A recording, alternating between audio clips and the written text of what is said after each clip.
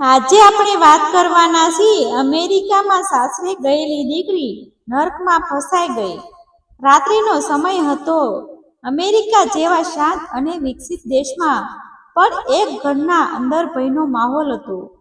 રૂમનો દરવાજો અંદરથી બંધ હતો. આરતી ખૂણામાં બેસી હતી. હાથમાં મોબાઈલ કંપી રહ્યો હતો. આંખોમાં આંસુ હતા. તેણે ધીમા અવાજમાં ભારત નંબર ડાયલ કર્યો. ફોન જોડાયો. બીજી બાજુથી મમ્મીનો અવાજ આવ્યો. હેલો. આરતીનો ગળો ભરાઈ ગયો. તેણે ધીમેથી કહ્યું, મમ્મી, મને બસાવી લો. આ એક વાક્યમાં એટલું દુઃખ હતું કે મંજુલાબેનના હાથમાંથી ફોન ચરકી ગયો. આ શરૂઆત હતી એક એવી કહાનીની જ્યાં ડોલરની ચમક પાછળ છુપાયેલું સત્ય બહુ ભયંકર હતું. ગુજરાતના એક સામાન્ય શહેરમાં દિલીપભાઈ અને મંજુલાબેન પોતાની દીકરી આરતી સાથે રહેતા હતા. પરિવાર સામાન્ય હતો પણ સંસ્કારોથી ભરેલો. આરતી બાળપણથી શાંત અને સંસ્કારી હતી. માતા પિતાને બહુ માન રાખતી, અભ્યાસમાં સારી, ઘર કામમાં પણ આગળ. દરેક માતા પિતાનું સપનું હોય છે કે તેમની દીકરીને સારું ઘર મળે.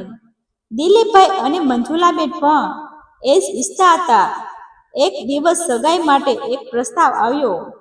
છોકરો અમેરિકામાં સેટલ હતો. નામ હતું કિરણ પટેલ.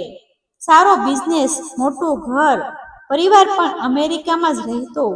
આ સાંભળીને આસપાસના લોકો કહેવા લાગ્યા, આ તો સોને પર સુહાગા છે. દિલીપભાઈએ પણ વિચાર્યું કે દીકરીનું ભવિષ્ય સુરક્ષિત થઈ જશે. વાત આગળ વધી. બંને પરિવારો મળ્યા. કિરણ અને આરતી પહેલીવાર મળ્યા. કિરણે મીઠી વાતો કરી. આરતીને વિશ્વાસ થયો કે તે સારો જીવનસાથી બનશે. થોડા સમયમાં સગાઈ નક્કી થઈ ગઈ. ઘરમાં ખુશીનો માહોલ હતો. લગ્નની તૈયારી શરૂ થઈ ગઈ. સગા સંબંધીઓમાં ખુશી ફેલાઈ ગઈ. મંજુલાબેન દીકરી માટે કપડાં તૈયાર કરતી. દિલીપભાઈ ગર્વ અનુભવી રહ્યા હતા. આરતીના મનમાં પણ એક સપનાઓ હતા. તેને લાગતું હતું કે હવે તે નવી દુનિયામાં જશે, ખુશીભર્યું જીવન જીવશે. લગ્ન ખૂબ ધામધૂમથી થયા. વિદાયનો સમય આવ્યો ત્યારે મંજુલાબેન દીકરીને સાપીને રડી પડી. ખુશ રહેજે. દિલીપભાઈએ આંખોમાં આંસુ રોકીને કહ્યું, ક્યારે કોઈ તકલીફ હોય તો તરત કહી દે. આરતી હસીને હા પાડી, પણ દિલ અંદરથી ભારે હતું. અમેરિકા પહોંચ્યા પછી શરૂઆતના દિવસો ખરેખર સારા હતા. મોટું ઘર, બધી સુવિધાઓથી ભરેલું. આરતીને લાગ્યું કે તે સપનામાં છે. સાસુ રેખાબેન અને સસરા પણ શરૂઆતમાં ઠીક લાગતા. કિરણ પણ ધ્યાન રાખતો. આરતી રોજ ઘરે ફોન કરીને કહેતી, હું અહીં બહુ ખુશ છું. માતા પિતા આ સાંભળીને ખુશ થતા. પણ થોડા દિવસો પછી બધું ધીમે ધીમે બદલાવા લાગ્યું. સાસુનું વર્તન બદલાયું. તે આરતીને નાના મુદ્દે ટોકવા લાગી. આ કામ આવું કેમ કર્યું? તને કંઈ આવડે છે કે નહીં? આરતી શાંત રહીને બધું સાંભળતી. તે વિચારતી કે કદાચ સમય સાથે બધું સારું થઈ જશે. ધીમે ધીમે કામનો ભાર વધવા લાગ્યો. આખું ઘર કામ આરતી પર આવી ગયું. સવારથી સાંજ સુધી કામ. આરામનો સમય ન મળતો. જો થોડું બેસી જાય તો સાસુ તરત કહી દે, અહીં મજા કરવા આવી છે.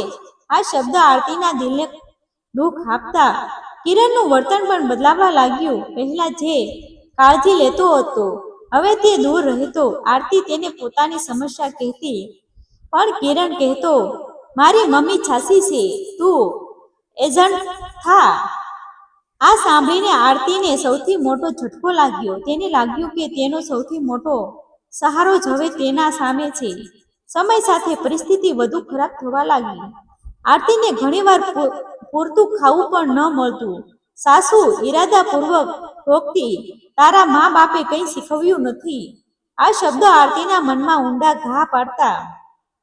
તે રાત્રે એકલી રૂમમાં રડી પડતી. કોઈ તેની વાત સાંભળવા તૈયાર ન હતું. થોડા દિવસ પછી સાસુએ એક નવો નિયમ લગાવ્યો. આરતીનો ફોન ચેક થવા લાગ્યો. તે કોને વાત કરે છે, કેટલો સમય કરે છે, બધું જોવામાં આવતું. ભારત ફોન કરવાની મર્યાદા રાખવામાં આવી. જરૂર હોય ત્યારે જ વાત કરશે. હવે આરતી માટે માતા પિતાથી વાત કરવી પણ મુશ્કેલ બની ગઈ.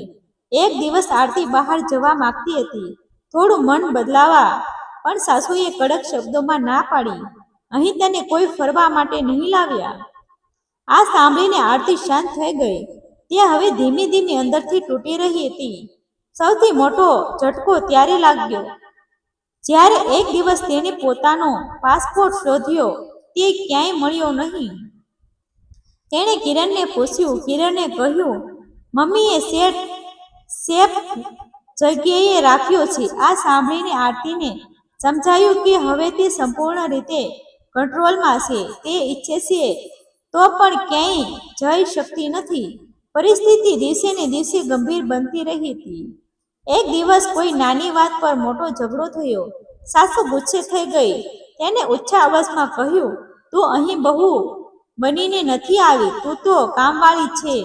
આ શબ્દ આરતીના દિલમાં વીજળી જેવી વાગ્યા. તેણે કિરણ તરફ જોયું, પણ તે શાંત ઊભો રહ્યો. તે કંઈ બોલ્યો નહીં.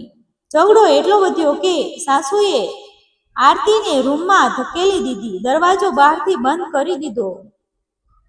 આરતી અંદર એકલી રહી ગઈ. તે દરવાજા પાસે જઈને રડતી રહી, મને બહાર કાઢો. પણ કોઈએ સાંભળ્યું નહીં. આખું ઘર શાંત હતું. આ રાત્રે આરતી સંપૂર્ણ રીતે તૂટી ગઈ. તેને સમજાયું કે તે જ્યાં આવી છે તે કોઈ સપનાનું ઘર નથી, આ એક નર્ક છે. ઘણા કલાકો પછી તેને એક મોકો મળ્યો. તેણે છુપાઈને પોતાનો મોબાઈલ લીધો અને ભારત ફોન કર્યો. મમ્મી, મને બસાવી લો. મંજુલાબેનના કાનમાં આરતીનો અવાજ ગુંજી રહ્યો હતો. મમ્મી, મને બસાવો. આ શબ્દ સાંભળ્યા પછી આખું ઘર શાંત થઈ ગયું. દિલીપભાઈ પણ બાજુમાં ઊભા હતા. તેમની આંખોમાં ચિંતા સ્પષ્ટ હતી. બંને સમજાઈ ગયું કે દીકરી કોઈ મોટી મુશ્કેલીમાં છે. તે રાત્રે કોઈને ઊંઘ આવી નહીં. શું કરવું તે સમજાતું નહોતું. હજારો કિલોમીટર દૂર બેઠેલી દીકરીને કેવી રીતે મદદ કરવી. બીજા દિવસે દિલીપભાઈએ પોતાના ઓળખીતાઓને ફોન કર્યો, જે કોઈ અમેરિકામાં વિશે જાણતા હતો. તેણે પૂછ્યું.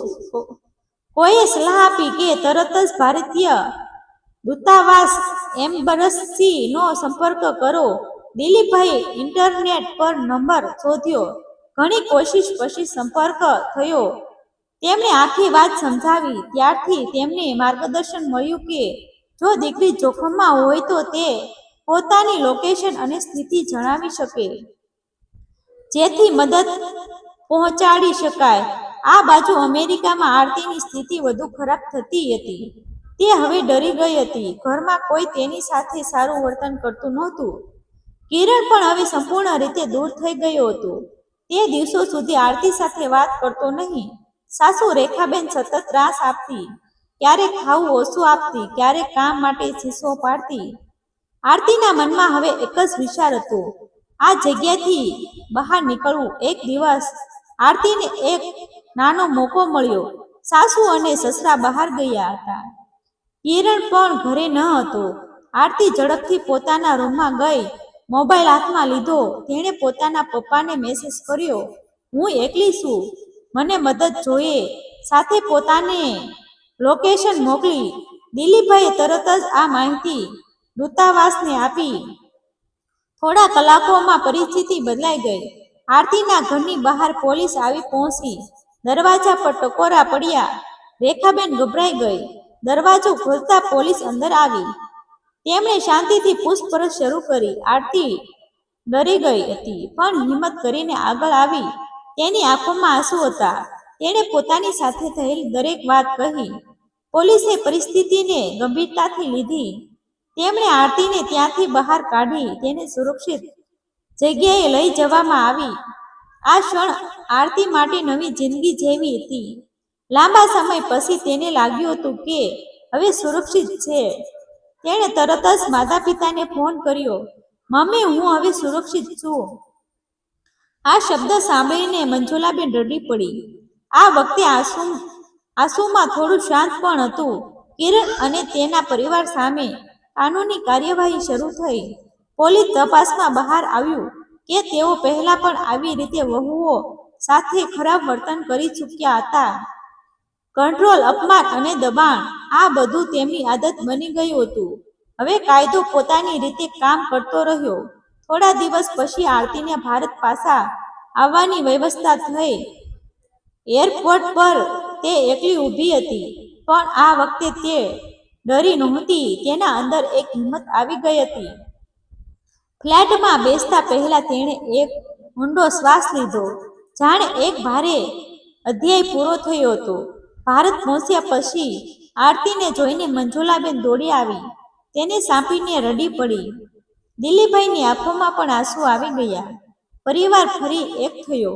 આ ક્ષણમાં ઘણું દુઃખ હતું, પણ સાથે એક રાહત પણ હતી. તે દીકરી હવે સુરક્ષિત છે. સમય સાથે આરતી ધીમે ધીમે સામાન્ય જીવનમાં પાછી આવવા લાગી. શરૂઆતમાં તે શાંત રહેતી, બહાર જવાનું ટાળતી, પણ પરિવારના પ્રેમ અને સપોર્ટથી તે મજબૂત બની. તેણે નક્કી કર્યું કે હવે તે પોતાની જિંદગી પોતાની શરતો પર જીવશે. આ ઘટના પછી લગ્ન કાયદેસર રીતે તૂટી ગયા. આરતી માટે એક કઠિન નિર્ણય હતો, પણ હવે તે સમજતી હતી કે સ્વાભિમાન અને સુરક્ષા સૌથી મહત્વની છે. તે પોતાના અનુભવોમાંથી શીખી ગઈ હતી કે આ કહાનીનો અંત અહીં થાય છે, પણ તેનો સંદેશ ખૂબ મોટો છે. વિદેશમાં રહેવું ખરાબ નથી, પણ દરેક ચમક પાછળ સત્ય સારો જ હોય એવું જરૂરી છે. ખાસ કરીને એનઆરઆઈ લગ્નમાં સંપૂર્ણ તપાસ કરવી ખૂબ જરૂરી છે. માત્ર પૈસા અને સ્ટેટસ જોઈને નિર્ણય લેવો જોખમી બની શકે છે. સૌથી મહત્વની વાત, દીકરીની સુરક્ષા અને ખુશી સૌથી પહેલા આવે છે. કોઈ પણ પરિસ્થિતિમાં જો ત્રાસ મળે તો ચૂપ ન રહેવું, અવાજ ઉઠાવવો, મદદ માંગવી, કારણ કે સમયસર લેવાયેલો એક નિર્ણય આખી જિંદગી બચાવી શકે છે. આરતી આજે મજબૂત છે કારણ કે તેને હિંમત કરી અને તેના પરિવાર એ તેની સાથે ઊભા રહીને તેને ફરી જીવવું શીખવ્યું. ડિસ્ક્લેમર: આ સ્ટોરી સત્ય ઘટનાઓથી પરથી પ્રેરિત કાલ્પનિક રજૂઆત છે. આમાં દર્શાવેલા તમામ પાત્રો, નામ અને ઘટનાઓ કાલ્પનિક છે. કોઈ પણ વ્યક્તિ અથવા વાસ્તવિક ઘટના સાથે સમાનતા માત્ર સહયોગ ગણવો. આભાર મિત્રો, ગમે તો શેર કરી દેજો.